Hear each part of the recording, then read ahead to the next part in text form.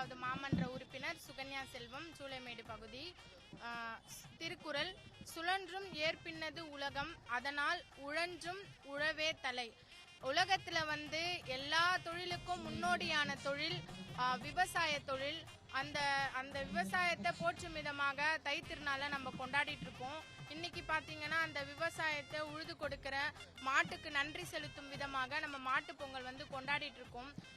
ஒவ்வொருவருக்கும் என்னுடைய சார்பாகவும் என்னுடைய பகுதி வாழ் மக்களின் சார்பாகவும் இனிய பொங்கல் வாழ்த்துக்கள் மற்றும் மாட்டு பொங்கல் வாழ்த்துக்கள்.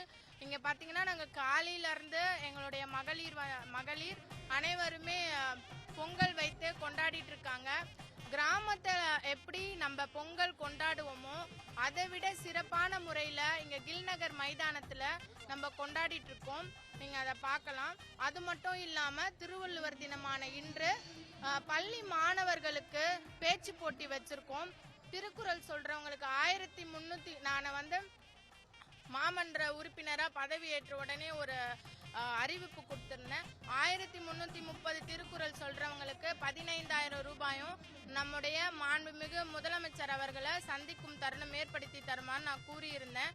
அதன்படி எங்களோட டிவிஷன்ல பாத்தீங்கன்னா மாணவர்கள்லாம் ரொம்ப ஆர்வமா இருக்காங்க. கிட்டத்தட்ட இது வரைக்கும் ஒரு 500 திருக்குறள் சொல்லியிருக்காங்க. இன்னும் அவங்க மேன்மேலும் வளரணும். அது மட்டும் இல்லாம நாங்க கிராமத்துல எப்படி அந்த உரி அடித்தல், கயிறு இழுத்தல், லெமன் வித் ஸ்பூன், அப்புறம் அந்த சாக்கு பை, அந்த விளையாட்டுகள்லாம் நடத்திட்டு இருக்கோம். ஒவ்வொரு வருடமும் நாங்க இதை தொடர்ந்து நடத்திட்டு இருக்கோம்.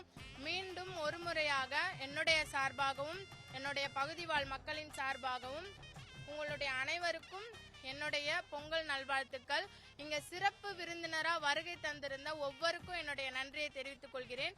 குறிப்பா பாத்தீங்கன்னா எங்களோட AMG கணேசன் சார் அவர்களுக்கு இந்த தருணத்துல எங்களுடைய குடும்பத்தின் சார்பாக நன்றியை தெரிவித்துக் கொள்கிறேன். நன்றி.